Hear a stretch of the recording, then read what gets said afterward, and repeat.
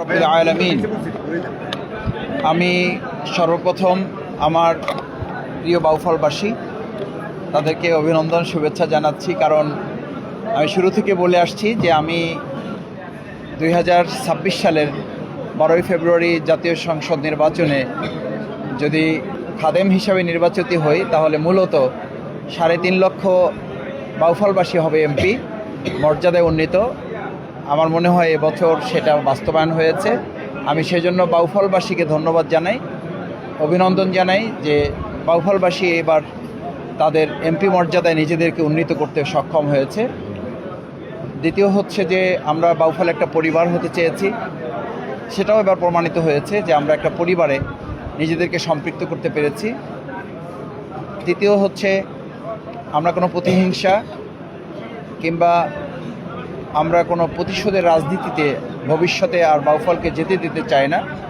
সেটার পক্ষে জনগণ আমাদের প্রিয় বাউফলবাসী যেহেতু রায় দিয়েছে, আমরা আশা করব কোনো স্তরে কেউই এখনকার এই সুন্দর পরিবেশকে কাজে লাগিয়ে যেন ষড়যন্ত্রমূলকভাবে হোক অথবা ভিন্ন খাতে প্রবাহিত করার লক্ষ্যে কেউ যেন কোনো অপকর্ম কিংবা কেউ কোনো প্রতিহিংসা কিংবা কেউ কোনো প্রতিশোধ পরায়ণ হয়ে না উঠতে পারে, সে ব্যাপারে আমরা সবাই সতর্ক সচেতন থাকব। তবে কেউ যদি প্রকৃতপক্ষে অন্যায় করে অবশ্যই তাকে আইনের আওতায় নিয়ে আসার জন্য আমরা আইনশৃঙ্খলা বাহিনীতে যারা আছেন তাদের মাধ্যমে আমরা কার্যকর পদক্ষেপ গ্রহণ করব।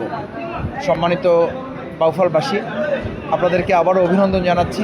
দোয়া করবেন যে সমস্ত বিষয়গুলো আপনাদের সামনে তুলে ধরেছি। আজকে আমি নিজেতে মূলত কোনো ক্ষমতায় অধিষ্ঠিত হওয়া কিংবা কোনো পদে নিজেকে উন্নীত করেছি সেটি মনে করছি না, বরং আমি আপনাদের সামনে অনেক কাজের কথা বলেছি। আমি 4:30টার পর যখন প্রথম একটা আসনের ফল প্রকাশ পেয়েছে এবং সেখানে আমি এগিয়েছিলাম, তখন থেকেই আমি আমার মধ্যে কিছুটা অস্থিরতা অনুভব করছি যে বাউফলবাসীর সামনে আমি এত কথা বলেছি, এই কাজগুলো করাটা আমার জন্য খুব সহজ হবে না যদি না বাউফলবাসী আমাকে সহযোগিতা করে, দোয়া করে। ইতিপূর্বে যেভাবে আমাকে তাদের স্নেহ ভালোবাসায় সিক্ত করেছে, ভবিষ্যতেও আমার ত্রুটি বিচ্যুতি মানুষ হিসাবে থাকবে, সেগুলোকে তারা সংশোধন করবে। আমিও বাউফলবাসীর দোয়া ভালোবাসা নিয়ে যেভাবে আজকে বাউফলবাসী নির্বাচিত হয়েছে, আগামী দিনে আমাদের যে প্রতিশ্রুতিগুলো আছে সেগুলো বাস্তবায়নে আমি আমার বাউফলবাসীর সহযোগিতা চাই। বিশেষ করে আমি 60 দিনে মাদক মুক্ত বাউফল, 90 দিনে দুর্নীতি মুক্ত বাউফল এবং আমরা আমাদের বাউফলকে একটা পরিবারে উন্নীত করা, দলমত নির্বিশেষে বাউফল যেন আমরা একটা পরিবারের মতো হয়ে বসবাস করতে পারি, এই লক্ষ্যে আমি সামনের দিকে কাজগুলো এগিয়ে নিতে পারি। সেজন্য আপনাদের সকলকে দোয়া করার অনুরোধ করে, এবং আপনারা যারা কষ্ট করেছেন, আমার অসংখ্য নেতাকর্মী ভাইয়েরা, আমার বোনেরা বিশেষ করে, এবং বিভিন্ন দল মতের শ্রেণী পেশার ভিন্ন ধর্মাবলম্বী যারা আছেন, ব্যবসায়ী যারা, তাদের সবাইকে আমি আন্তরিক ধন্যবাদ কৃতজ্ঞতা জানাচ্ছি। এরকম একটা সুন্দর পরিবেশে যে নির্বাচন হয়েছে যাদের কারণে, সেই সমস্ত শহীদ পরিবার, জুলাই যোদ্ধা, তাদেরকে বিশেষভাবে স্মরণ করছি। আমরা তাদের সাথে দেখা করব, তাদের পরিবারের কাছে যাব এবং তাদের ঋণ তো আমরা শোধ করতে পারবো না, তাদের কারণে যে সুন্দর বাংলাদেশ আজকে যে নির্বাচনটা আমরা পেয়েছি সেটার জন্য তাদের পাশে আমরা থাকার ইতিপূর্বে যেমন চেষ্টা করেছি, ভবিষ্যতেও আমরা করব। আজকে আপনারা আমাদের সামনে এখানে লক্ষ্য করছেন যে 11 দলীয় জোট আছে।